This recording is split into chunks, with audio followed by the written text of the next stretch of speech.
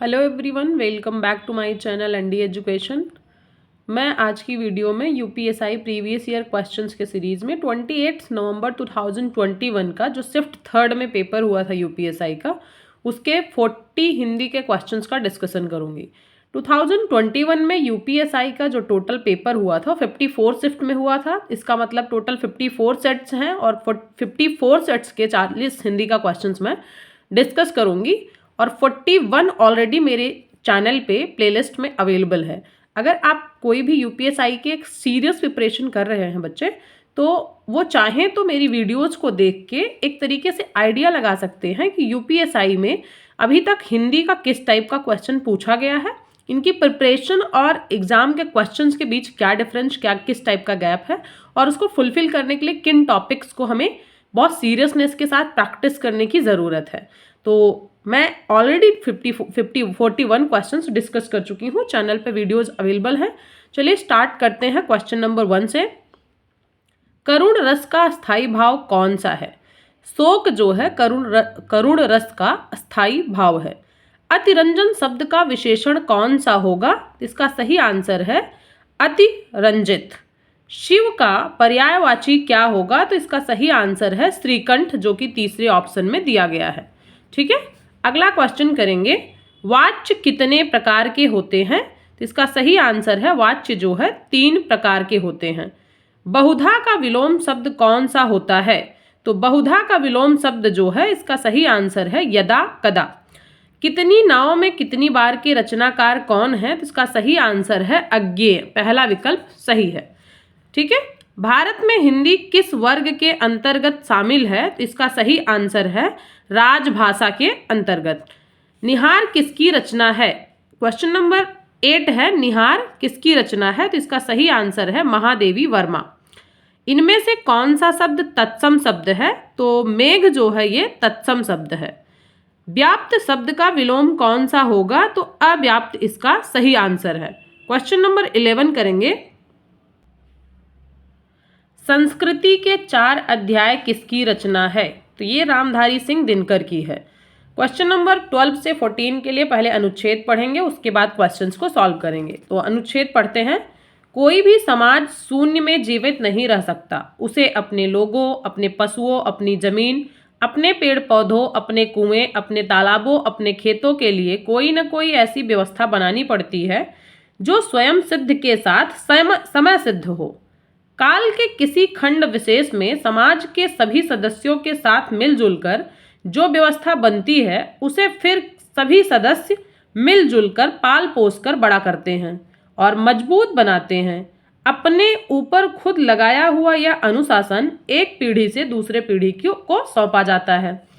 अब इसी पे बेस्ड हमारे पास क्वेश्चन नंबर 12 है, जो कह रहा है कि इनमें से कौन सा शब्द तत्सम शब्द है?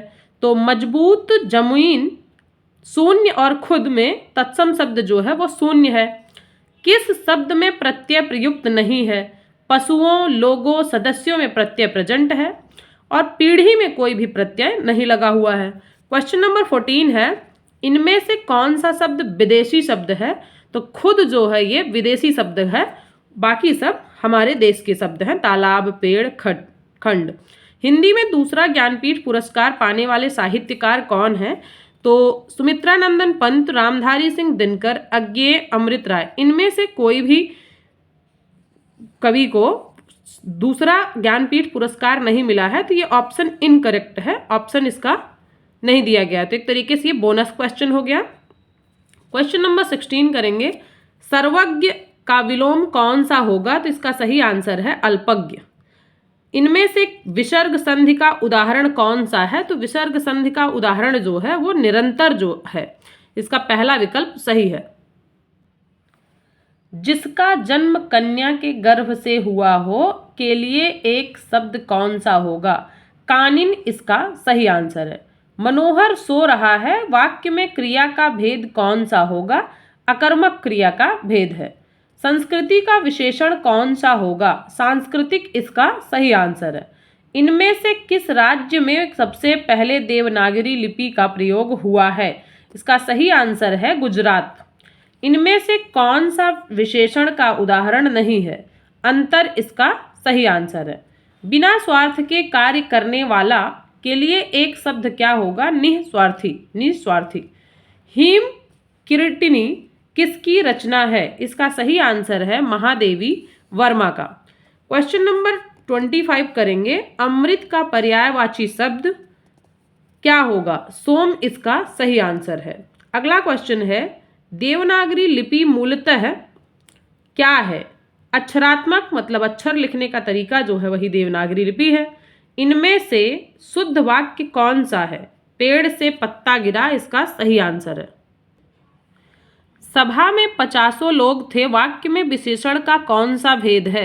अनिश्चयवाचक, अनिश्चय संख्यावाचक भेद है।